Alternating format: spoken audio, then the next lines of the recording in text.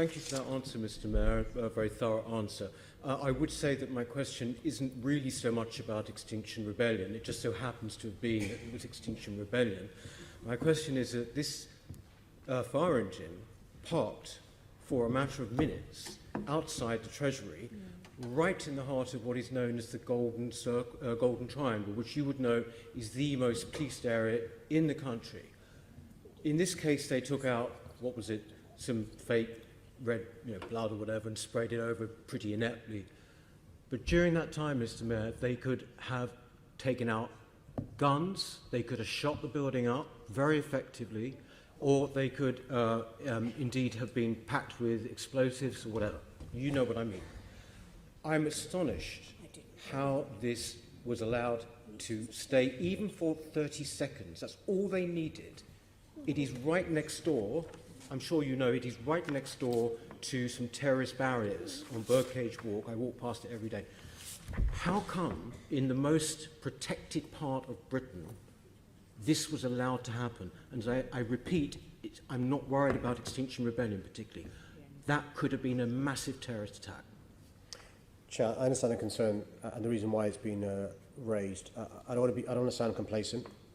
The Met Police Service and the security services take huge steps to keep our city safe, particularly high visibility, inverted commas, targets from people. You'll appreciate that we've got, I'm afraid, a long history of being the target of terrorists. You're right to distinguish this particular demonstration. Can I say to Chair, through you, I'll ask the Commissioner and Deputy Commissioner to respond directly to specific concerns, because I'm a bit conscious about saying things in a public fora, to reassure him. But can I reassure the public that the Met Police Service is the world's finest when it comes to keeping our cities safe? As I said, we've thwarted 22 terror attacks since 2017. There is real-time comms in relation to what's going on. But on this particular incident, I'm happy to get the police to respond directly to him. Well, thank you for that, Mr. Mayor. I would certainly welcome that.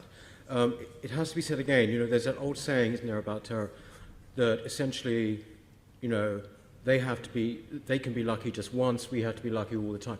I would say that we were incredibly lucky on that occasion, actually, that in fact it wasn't a terrorist attack. I would say this, Mr. Mayor, as well. You said that the police were there in 3 minutes. I walked past that spot a lot in the way to Westminster. I walked past it around about 9 the following morning, still no police. No police. No one to be seen in the middle of the Golden Triangle. How can that happen? Well, Chair, to be fair, I spent a lot of time there as well, and there are lots of highly visible police officers there. None to be seen.